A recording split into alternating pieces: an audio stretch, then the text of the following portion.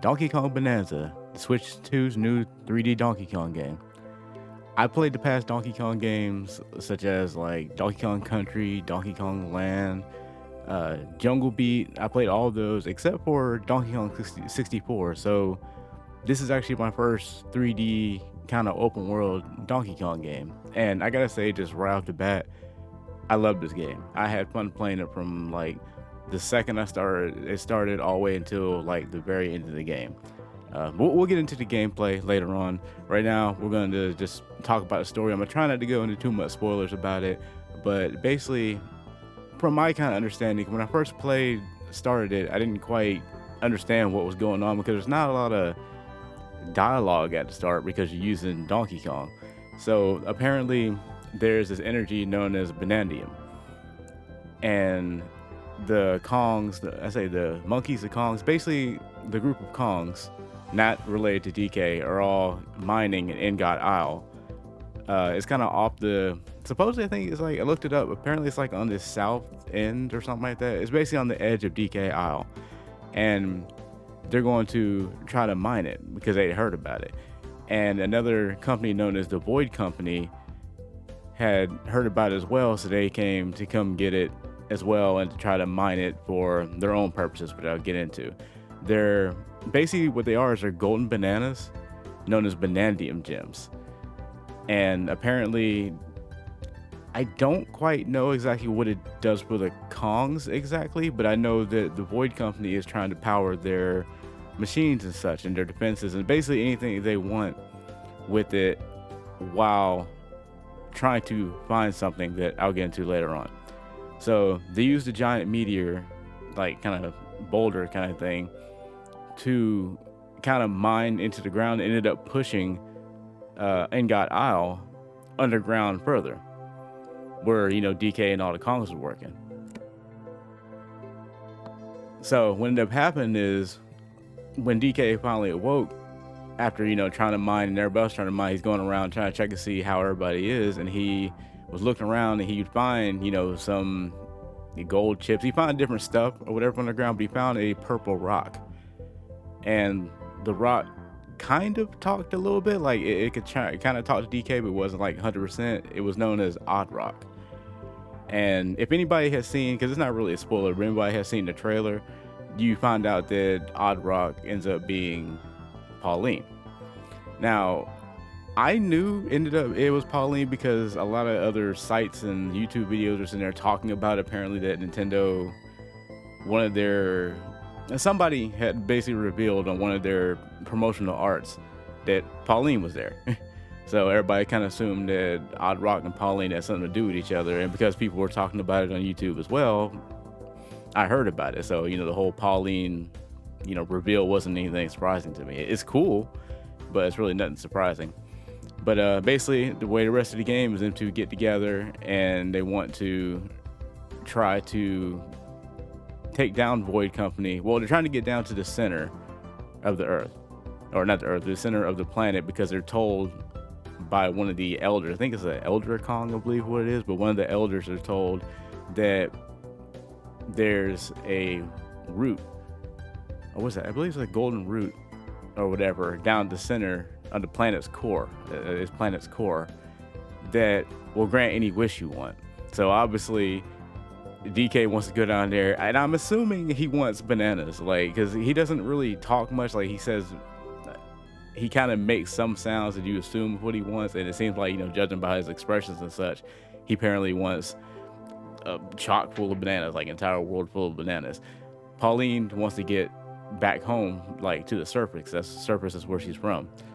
So DK and Pauline end up going down to the center, chasing after Voidco to make their wish. Like, I made it sound a little more difficult than what it is. It's really still just a simple story. It's them basically just going to the center to grant a wish. Nothing like, Zelda and the Triforce kind of thing in certain games.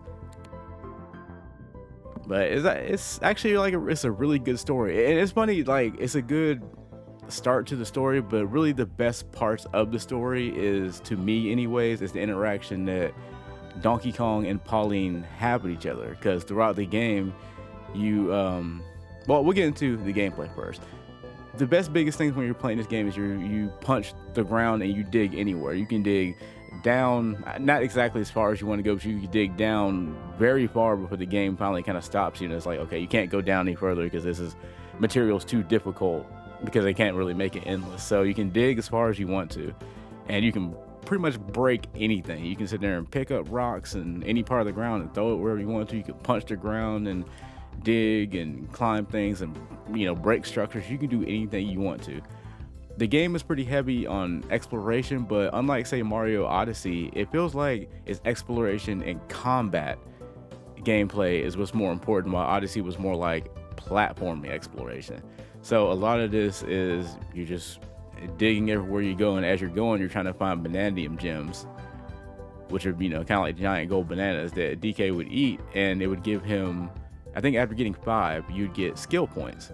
And these skill points allow you to do things like you can pick up the ground and you can surf on that piece of ground you had, or you can punch harder so where it wouldn't take so long to break certain terrain, because all the terrains have like a star rating to them, so there's like a toughness to them. So you can increase your own strength and make it to where when you punch these areas, you don't have to, you know, do like 4 or 5, 6 punches. It may take 3, 2, or you may instantly break it and such like that.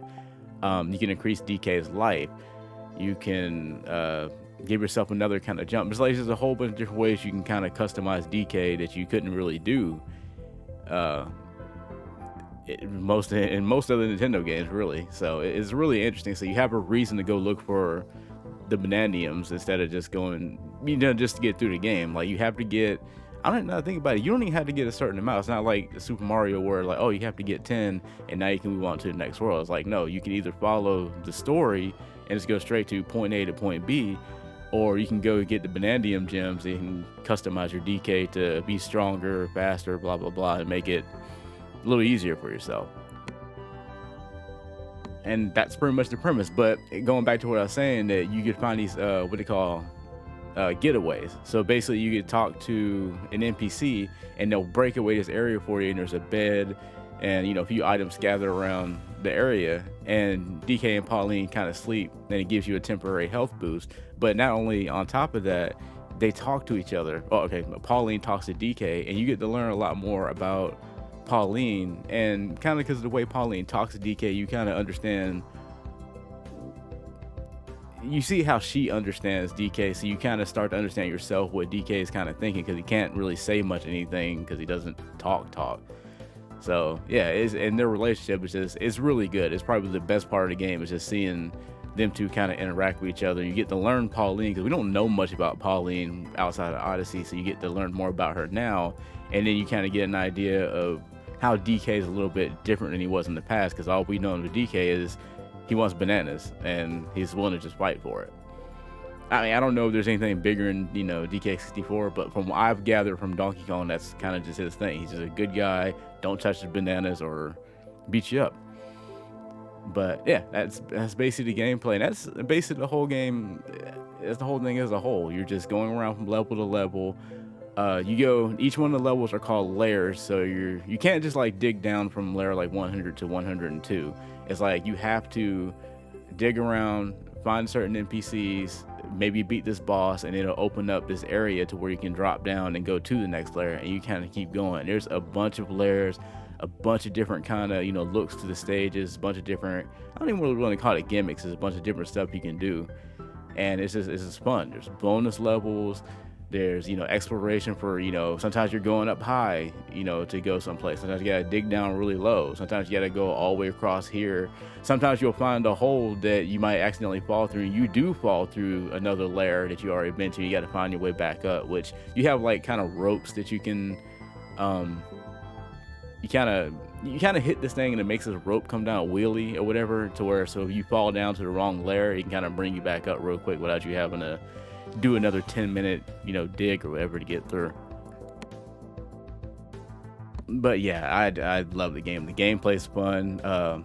Graphic wise, you can tell by, even though if you're watching the footage or whatever, the graphics are beautiful in this game. Like, people sit there and say, oh, what a Switch 2 doesn't seem like it's real all that stronger than original Switch. Playing this game kind of makes me disagree, but I mean, I haven't seen the game playing on the Switch 1, So I don't know, maybe it's just a recency bias kind of thing to it, but I think the game looks really good. The game runs at a pretty smooth 60 frames per second most of the time. When action gets really, really like heavy, or there's like, say for example, you go underground too far, you can kind of feel the frame rate dropping a little bit here and there, and the camera kind of messes up. Sometimes you see it zoom into a wall, or you can't really see DK that well because the camera can't seem to adjust itself to the proper point, because you went down this in a hole is about only the size of DK, and everything else around you is just ground, so it doesn't know what to do. So you end up doing one or two things.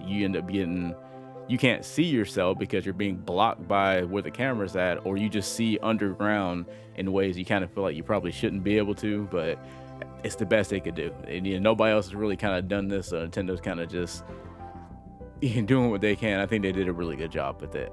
The music has some really good songs to it, I think, and it's a constant problem I'm feeling with Nintendo kind of has, because the music, they have really good music going, but it's too atmospheric. So when you're playing the game, you can't really hear it, and that's the problem I've had with their music. Usually, I think this game's issues with his music is you can't change the sound effects and the music. Like, you can't adjust it to make one lower or higher than the other. So all this, him pounding the ground and making the sounds and stuff like that and hitting stuff and doing that is covering up the music, so you can't hear it as well as you kind of want to. So I enjoyed the music, but there was a lot of times I technically wasn't hearing the music because I was, playing the game. So it's kind of like I would like for them to have like a, slider for the music and sound effects so you can enjoy the music, but the music I was hearing that I would actually stop and listen to and not do anything just because I wanted to hear it, because Donkey Kong has always had good music in the country series. So, and this music, I would say, closely matches to it. I still think, honestly, the old music is still a little bit better because they would make a stage and they would make the music fit the stage. This is feels like it's kind of the other way around. It's like the music and the stage are not entirely harmonizing. It's almost like, I don't know, it's kind of really hard to put it.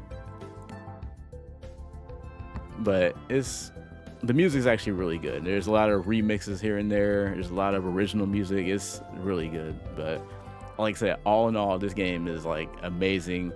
It's fun. I played like all the way through. I couldn't stop playing. I just kept, like, every day I was like just excited to come on and play the game and get further. The only bit of a downside I kind of give the game is,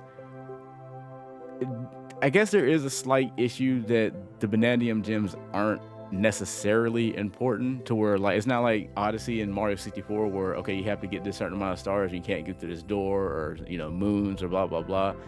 This one, you don't have that kind of issue. You really could just go from point A to point B in the story. You'll be weak because of it, because you'll be missing a lot of skills, but I mean, you could also do that for a speed run or kind of a hard mode run if you want to. But because of the Bananza gem, it's like they're there and you can go get them if you want to, but you really don't have to. But there's other stuff you can collect. There's fossils and such like that. The fossils allow you to get costumes for DK and Pauline, and they're not just there's just, I mean, a lot of them are references, but it's not really just that. They also do stuff like, I guess, trying not to spoil too much, I say probably the earliest costume you get, it makes to where you can swim 10% faster. It's a pair of overalls or whatever the DK can wear. And then Pauline gets an outfit that I didn't really talk about the Bananza thing yet. I'm pretty sure that you can see those in the trailer, so I don't think that's really a spoiler, but apparently DK can transform into his Bananza mode, and to where he takes on different kind of forms, and she has an outfit, or her beginning outfits allow her that to go up by, like, say 20% or whatever, so it gets up faster. That's it. So, like, it's like small buffs that is like, here's some cool costumes, but at the same time they kind of do something. So you they're stat boosters kind of. So it's another reason for you to want to collect the fossils if you want to, but you have that option. You also find a treasure chest in the ground that allows you to get gold pieces or whatever. The gold pieces is basically just it's a currency to where you can buy items like balloons in case you fall off. I mean, if you watch me play, I think you've probably seen me fall off. The balloon makes to where if you fall off, it just takes you back to where you were instead of just letting you just outright die. You can buy health refills. It's the same thing as like any other Nintendo game or Zelda, for example. They're just small temporary items that helps you survive. Nothing really anything you have to have. It's just something you can get, and you get a lot of gold. Like gold is like everywhere. Anytime you just break a wall, there's like pieces of gold just fall everywhere. Defeat an enemy, falls everywhere. A treasure chest that happens to appear, gold everywhere. So you're never going to be, as long as you're digging and doing something, you're never going to be like low on gold.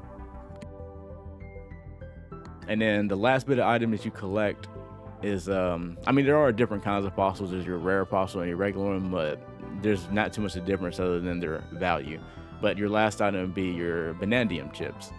And Banandium chips also is another currency that you can use, but I believe that its only real purpose that I remember seeing is you can buy Banandiums, an actual Banandium gem from one of the NPCs. And that's really about it. I don't remember the Banandium chips have any other kind of use to them outside of that, which is cool, because that means now if some of the Banandium gems are too hard for you to find, then you can kind of just, if you got a whole bunch of Banandium chips or chip coins or whatever, I always saw them as coins, but I think they might just still be called chips. But yeah, you can just use those to buy one and get that last, skill up or whatever that you need. And that's kind of just another alternative, so you're not always stuck just looking around. And also to go with the gameplay, just like in Mario Odyssey, it kind of keeps a list of all the Banandiums you found, and even gives you some small hints where other ones, a lot of them, they'll give you like, a few here and there, and you can follow it if you want to. Otherwise, you have to go find your own. But you'll know, like, say for example, it's 42 in the stage, you'll see 1 through 42, but you'll only see a hint for, maybe 1, 2, and 3, and that's about it. So there's a list there, so you don't have to worry about, oh man, I don't know where to find something, or I don't know how many I've gotten. There's definitely something that helps you with that already. There's maps that allow you to, there's also a giant 3D map currently that shows you the entire stage. That is probably where you'll definitely see the frame rate dropping. I don't know what it is, but whenever it has to pull out and sit there and show you the entire 3D map or whatever, it always lags. And I'm guessing that's probably because when you break the ground, it doesn't come back. Like, this game remembers everything you broke, every path you broke. It remembers everything. So everything that's called out is there. So I guess it must be the readjusting and remembering everything. And you can reset the terrain if you want to. It sends you back to your last checkpoint if you do that, but you can do it if you really need to. But yeah, the map or whatever is really laggy. Like, it's something I feel like they kind of need to fix. I don't know if it's something they really can fix. It may just be because it's such a 3D detailed map that it has to remember so much stuff. It may, I guess, always be stuck like that. But yeah, you can actually see where you've been. But when you pull the map up, if you found, like, and you can buy them, you find them in treasure chest, but it'll show you where, hey, there's a fossil over here if you have the map. Hey, there's a Banandium gem over here if you've got the map to it. You can buy the map. You can find them in the randomly treasure. You're not going to find them in the treasure chest very often. You'll probably be buying them more often if you really want something, unless you have an outfit that increases that. But yeah, in other words, it's an open world, very, very, very big game if you decide to actually explore it. If you don't and you just go from point A to point B, honestly, it's still really big of a game, because you'll be thinking to yourself, like, man, it's like you don't feel like you're getting close to the end even when you finally get there, because it feels like the game just keeps going and going and going. So really, like I said, even if you're just playing, you're not really searching, it's still a big enough game. Like, it's controversial to say, but I really feel like DK Bananza is better than Odyssey in about every kind of way. Like, this is probably one of the best 3D open world games that Nintendo's really made. It's got a really good story, a better story than Odyssey's got, and a better story than, most of the other open world. I'm not talking about Zelda Breath of the Wild, doesn't count this. I'm talking about just their kind of platformer type characters that usually do this stuff. And this is probably the best one. It's got the best story. It looks really good. The world is open, and like, there's NPCs all over the place to it. There's different stuff to do. There's different NPCs to talk to. Different stuff to collect. There's just stuff everywhere. There's references to find, there's bonus levels, there's platforming challenges, there's combat challenges. there's stuff to do. It's like you cannot play this game and be, unless you really just don't like exploring. But like I say, if you don't like exploring, you can just point A to point B if you like. But I don't I don't know if I could say you could have fun doing that, because another kind of downside is I did keep exploring for a while, but there gets to a point where you start playing the game, you're like, do I really want to keep exploring and keep finding stuff? Because it's a lot of levels, so eventually the fatigue might set in. I don't know. If you're the type of person that really wants to keep exploring and such, you can probably have fun doing so. But I did get to a point where I'm like, okay, I don't want to keep digging around for more bananiums and doing this. I kind of want to move forward. So I was going from point A to point B, but I was still having fun doing it because the levels would change. There's gimmicks in the levels that would make it more challenging. There are some like challenges that I had to do in order to get from point A to point B that required me knowing how to do some of the stuff that I probably wouldn't have learned had I explored. So the hours and hours I took to sit there and explore and power myself up early in the game carried me through the rest of the game. I imagine if you didn't do that, you would struggle a lot, and it may get very frustrating, because I was getting frustrated, probably because there's some things I probably should have had, or some outfits I probably should have had to make it easier for myself. But I got kind of impatient. I kind of wanted to, I got to a point where eventually, like, okay, I've got some of the power-ups I want. All these other ones aren't really useful to me. Stop trying to get the Bananium gems and just go forward and see what the story is before anything gets spoiled to me. And like, I'm still having fun and enjoying it, but I don't want to spend another 10 hours in this lair trying to get like 90% of the bananas or stuff like that.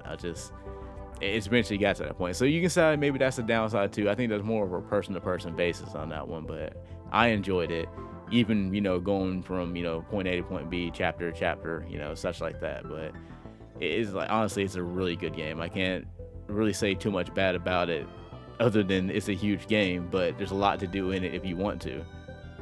And it was a great adventure, and I can't wait for them to ever do a sequel.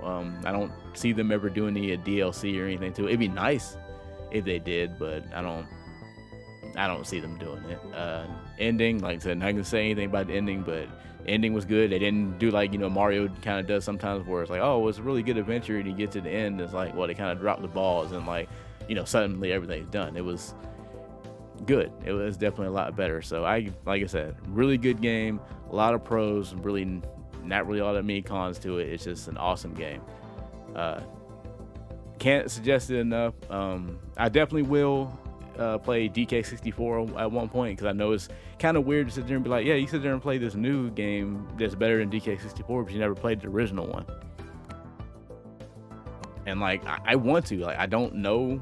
I've heard different stuff that DK64 is kind of like, there's a lot of collectibles and such like that, but I mean, this game also has that too. But I'll definitely go back, even if it's backwards. I want to play that and see how it compares, and I'll be fair with it. And I probably also may actually do a review just to do a review, because how many people has played this one and might actually go back and play DK64? Probably not many, because everybody's done it the other way around. But that's pretty much about it. I ain't got too much really more to say. It's a really good game. The flaws are very few. Like I said, the frame rate's a bit of an issue. The game might be too big to explore. Sometimes you want to get a move on, but like I said, there's not really too much bad about it. It's just a really fun, hard to really call it platformer. It feels like more of a combat platformer, I guess you want to call it, more than anything. But it's an awesome game. And that's pretty much about it, all I have to say about the game. So, if you really like this review, like I said, I try to keep it as spoiler free as possible. I'm pretty sure I've been vague enough with it. So, do the usual, like, subscribe, all that. Not quite sure what the next video is going to be, but hopefully you enjoyed this one and you stick around for the next one. If you are watching this and you haven't seen my first few videos, which was on Inscription, the musing about Inscription, which is actually just a review of the game, and then there's a gaming motif on what I think of basically Inscription's acts, or aka kind of like chapters or whatever thing. So if you want to see the review is spoiler free, so you don't have to worry about me spoiling anything. I'll just go on the basis or whatever, kind of like this. And if you want more of an in-depth of how I feel about the entire game, then you would go see the gaming motif on the acts, where I explain like everything, my entire experience of playing the game, how I felt about the game, no kind of filter or whatever on the spoilers, just go. You know, thank you very much for, you know, watching this video. Hopefully you really enjoyed it. I'm trying to do more reviews like this and try to do it more frequently. And yeah, I appreciate it. Thank you.